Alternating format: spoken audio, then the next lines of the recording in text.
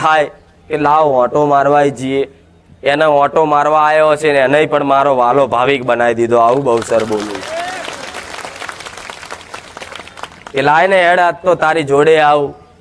એવા જોડે આવેલા તે આ તમારે મૂકીને આવતા રે. પેલા ફોન કરે ચો કે બારે જા, અલે મને લેવા તો રે.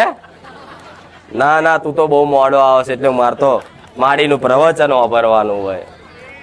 એવા પ્રવચન વાપરવા આવો છો ને, આ તો તમારા માટે જ બેઠીશ. જે તે કરીશ ગાદી પર તમારા માટે જ હશે. બહુચર મેલડી સન, બહુચર મેલડી, બહુચર મેલડી બારેજા ધામ એક મારી ઓળખ છે. અને બહુચર મેલડી બારેજા ધામ આખા ગુજરાત નહીં પણ આખી દુનિયામાં એક જ જગ્યાએ બારેજા ગામ જ છે, બીજે ચોઈસ છે. આ બધા કોણ ખોલીને વાપરજો. કદાચ મારા સાનિધ્ય જેવું કોઈ બહુચર મેલડીનો ફોટો, રામ ભગવાનનો ફોટો મેલી દે અને આવી ચૂંદડી ઓઢીને ધૂણે તો માનવું નહીં કે હું બહુચર, હું ખુખાર મેલડી હોય. આવું કહું છું. એક જ છે બારેજામાં. અને મારી ગાદી બારેજા સિવાય ક્યાંય બીજે થતી. ખાલી બારેજા ને. એટલે કઈક નવા ભાવિક ભક્તો ભ્રમિત ના થાય એના કારણે બોલું છું. એક ને 1000 વખત જોજો. કદાચ હું ગાદી પર ધૂણતી હોઈશ પણ ઓળખવા વાળા તો ખાલી મારા અવાજથી ઓળખી જાય એવા ભક્તો છે. પણ નવા આવેલા છે એમને કહું છું, આ વાંચવાનું શ્રી રામવારી મેલડીમાં બારેજા ધામ. આ બહુચરનો ફોટો જોવાનો, રોમનો ફોટો જોવાનો, મારો મેલડીનો ફોટો જોવાનો. આવું જોશો ને એટલે ખબર પડશે આ તો બારેજા ગોમની માતાસ, આ તો સોલંકી પેઢીની માતાસ, આ તો બહુચર મેલડી, આ તો રોમવારી મેલડી, આ તો ખુખાર મેલડી. જેથી મારું પ્રવચન સાંભળતા હોય, મને માતાને જોતા હોય, મારા પરચા જોતા હોય, કોકે મારી વાત કરી હોય અને આ તો જોતા હોય ને મારું માતાનું એટલે નીચે કોકનું આવી જતું હોય છે.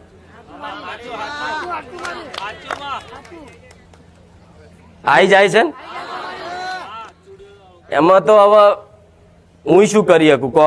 એ તો મોબાઈલની જે યુટ્યુબ વાળા સિસ્ટમ બનાવી એ પ્રમાણે ચાલતું હોય. પણ નવા ભાવિક ભક્તોને એ કહીશ કે ઓળખ રાખજો મારી. એ બારેજા ગામ સિવાય ક્યાંય ગાદી થતી.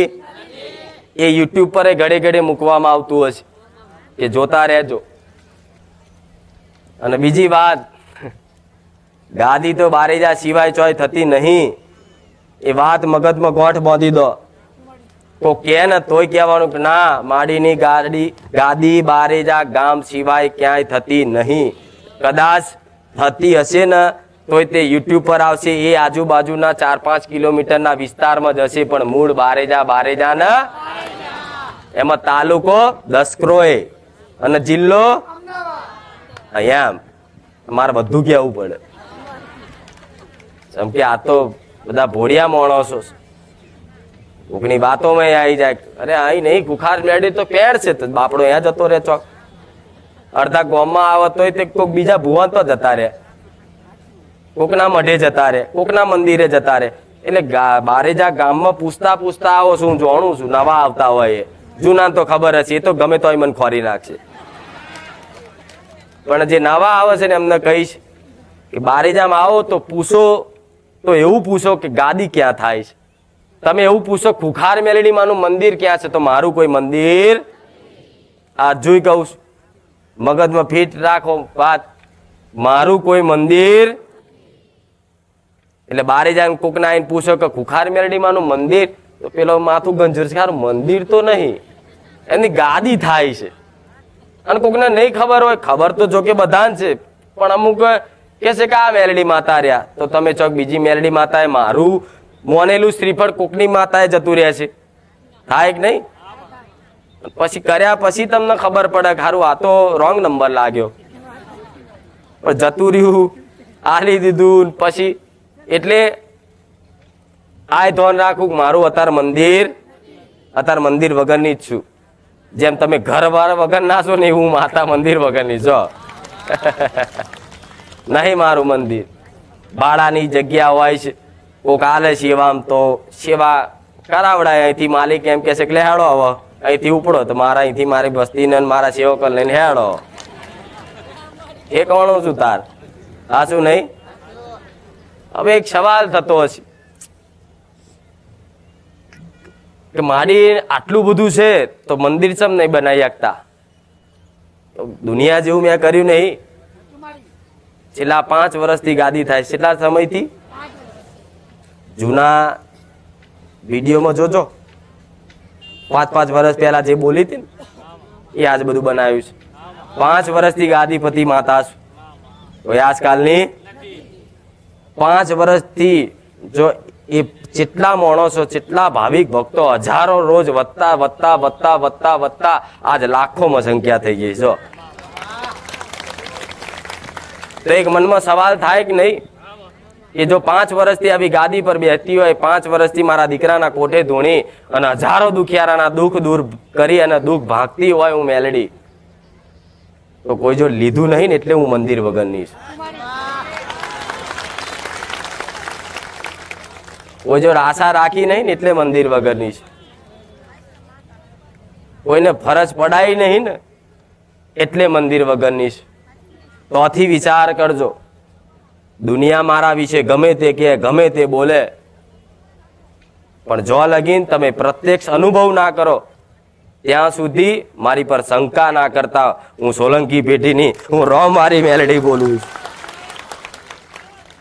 જો લગીન તમે જાતે અનુભવ ના કરો ત્યાં સુધી કોઈની વાત ના માનતા કે અહીંયા છેતરપિંડી થાય છે.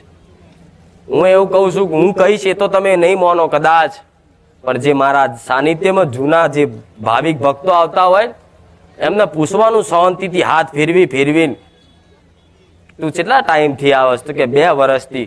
તો 2 વર્ષથી તું આવસ, કેટલી વખત તારી બેઠક થઈ? કે 2 વખત. અને ઘણી વાર મારી સપનામાં આયા અને બધું રસ્તા બતાયા. તો તારી જોડે કોઈ દાડ પૈસા લીધા? તે જૂના ભાવિક ભક્તોને ખાલી પૂછો ને. અને એકની વાત નહીં, 10 ને પૂછો, 100 ને પૂછો, 500 ને પૂછો. અને 500 માંથી એક વ્યક્તિ જો એવું કે ને કે ખુખાર મેલડીના સાનિધ્યમાં મારી જોડે 500 રૂપિયા પડાયા તો હું મેલડી ગાદી છોડી દઉં. એવો એક વ્યક્તિ લઈ આવ અને પુરવાર કરી આલે, આવતા રવિવારથી ગાદી આવવાનું બંધ કરી દઉં સોલંકી પેઢીની માતા.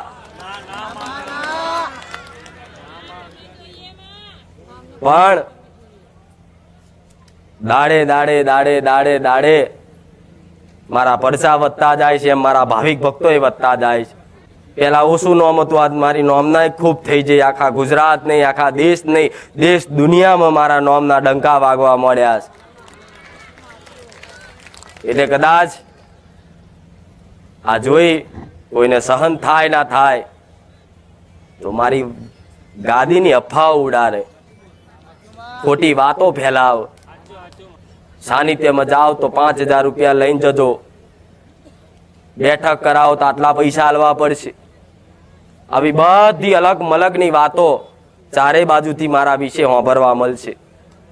પણ જોજો તમે એકદમ મોની ના લેતા. મારા રોમની સાક્ષીએ કહું છું, જો તમારા પ્રત્યે કોઈ સ્વાર્થ મારા દીકરાનો હોય ને તો ગોળા મારો રોમ મારું સત લૂંટી જાય. નિસ્વાર્થ ભાવનાથી કદાચ મારા દીકરાએ એની ભાવનાઓ રાખીને એને રાજી રાખવા, એને ખુશ કરવા માટે હજારો લાખો લોકોનું કામ કરવા વાળી હું મેલડી છું. એટલે માહિતી આલવાનું કારણ છે કે ધ્યાન રાખજો. કદાચ તમે મારા સાનિધ્યમાં આવી ગયા પછી કોકની વાતોમાં આવી અને કદાચ મારી પર શંકા કરી લો, તમારો